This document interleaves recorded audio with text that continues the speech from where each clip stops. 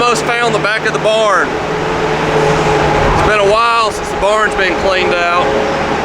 Usually towards the end of the fall, we're not spreading much chicken litter. And so it just kind of piles up flock after flock. Now that the weather has broke a little bit, got some ryegrass popping up, we're looking at 70-something degrees next week. So we're getting some chicken litter spread. You can take a look. It's not green, but it's getting green. If y'all been with us a long time, we've got 20 acres that Eric and I bought here a few years back. It had been clear cut a couple years before we bought it.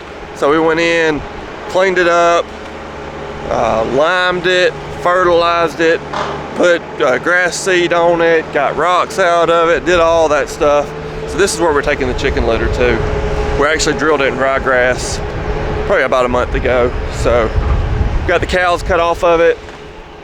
We're gonna send this load over there. This is about the 5th or 6th load maybe that's gone over there. Got JL helping too, so we're running 2 trucks. Rain's coming in tonight, tomorrow, good time. I think we got a high next week of 74, which glad to see that. It's the end of February, so we're nearing that no more below freezing, but we're also in that we'll probably have some more below freezing weather. We'll pull it up so you can finish getting her loaded.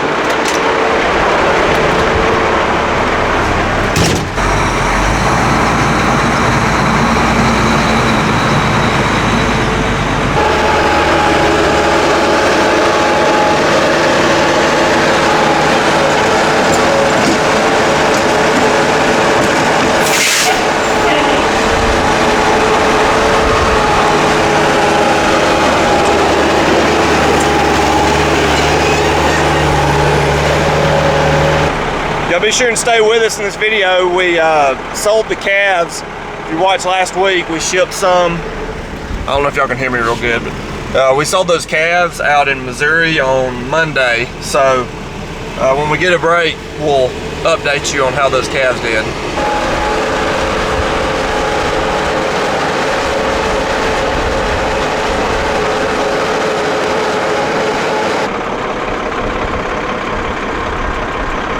Poor old tarp's hanging on by a thread.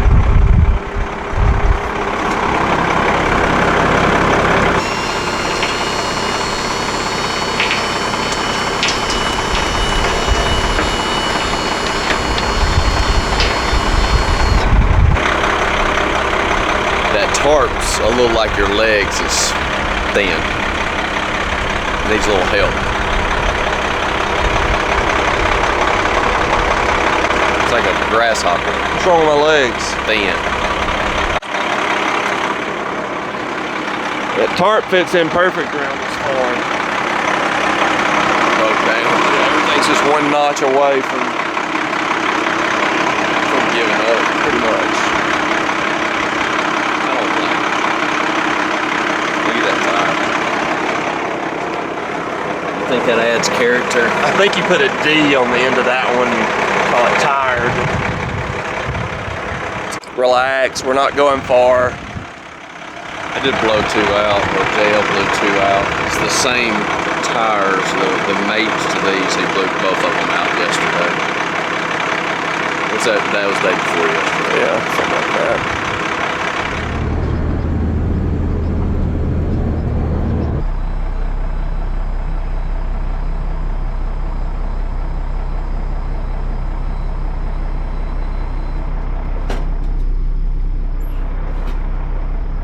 Makes you lazy.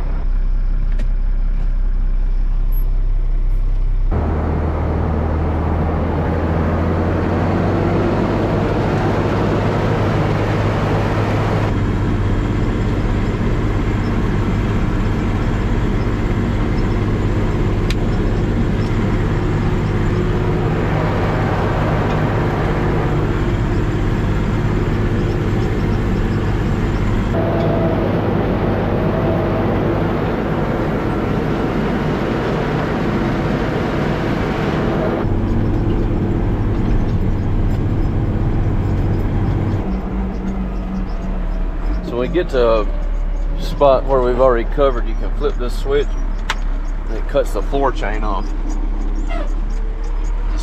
The spinners are still spinning, but the floor chain stopped.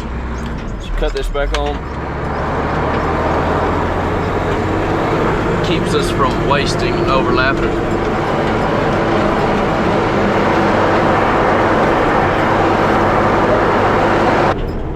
If you didn't need back surgery before, you will after you drive this truck.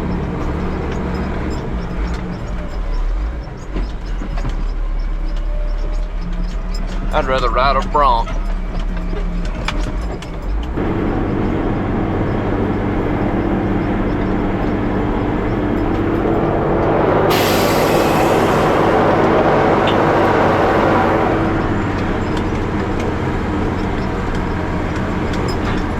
So this is a 28, we call it the back 20. This was originally my grandparents' land. And we cleaned this up a few years back. We've done some videos on where we cleaned it up. It was so thick, a snake couldn't crawl through it when we started. It's just some cut over timberland with some red clay hills.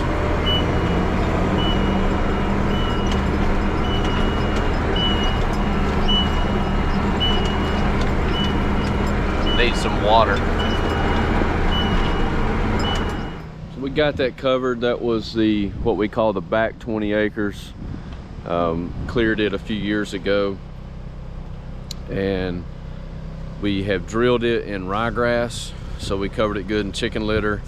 We will shut these gates, and rain's coming in tonight and tomorrow, so hopefully with 70-degree weather on tap, we'll get some jump out of the ryegrass, let it grow for a week or two, probably a couple weeks, turn the cows in on it, and hopefully pump the brakes on the hay eating over here.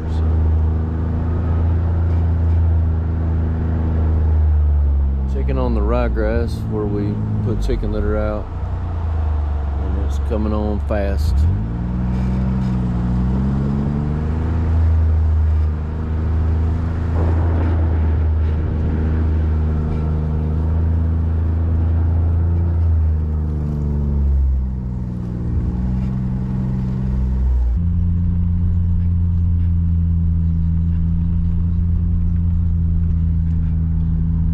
Chicken litter would make money grow like it does grass, I'd be in business.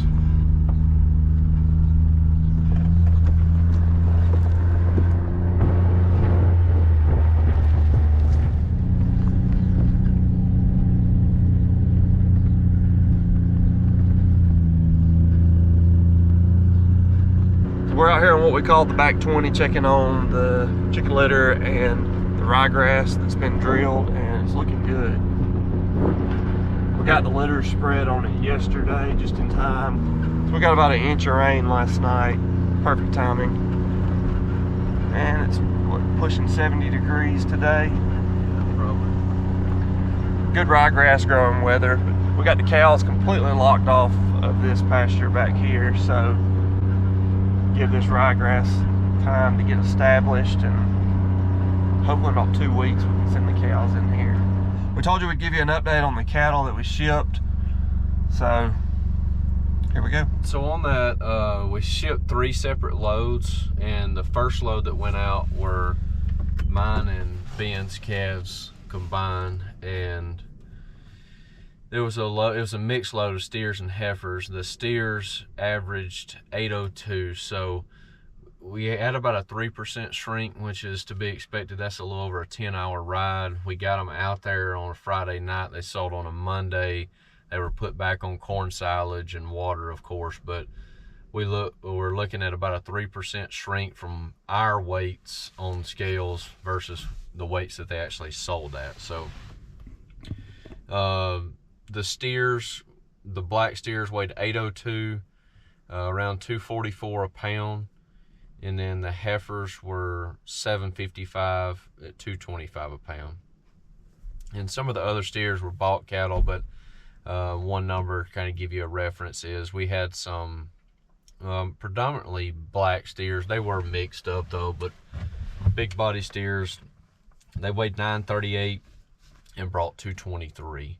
So that gives you guys kind of an idea. The others were similar to what our other sales were. So, and those 938 223s were steers. I don't know if I said that or not. So it's I wish we could always sell at those prices. We, as farmers, could actually probably make a living right now with cheaper grain prices, being able to buy corn and stuff at a, you know, being able to feed animals affordably and then be able to sell them at competitive prices. But we all know cattle business is like a roller coaster. We're just at a high, we will go back to a low, and that's not always bad because margins a lot of times remain the same.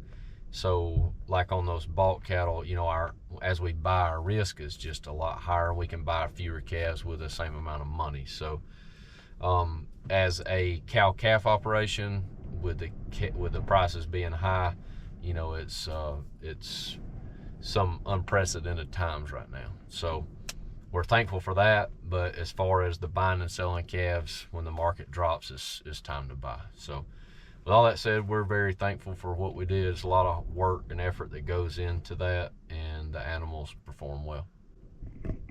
Were you able to buy you any groceries?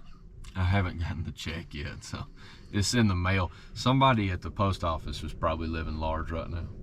Fair enough. They probably actually went to like Whole Foods or something, but you haven't been to the K. Roger yet? No, I can't afford that yet, though. Okay.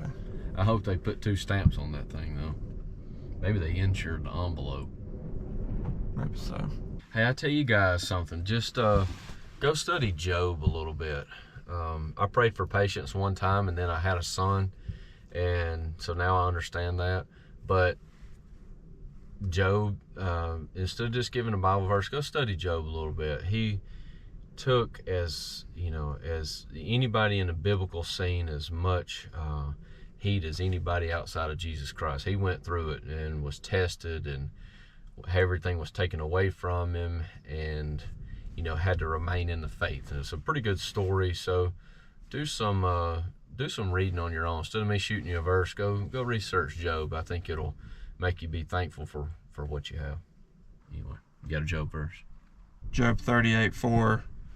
Where were you when I laid the earth's foundation? Tell me if you understand. Pretty powerful. That's pretty. Where were you at? You were over there, and I was just laying the foundation of the earth. So pretty hard to argue with. Go check Job out. If you have any questions about the calves or the spreading the litter or anything else, really, y'all leave us a comment. We always try to respond. Thank y'all for watching, and y'all have a good weekend.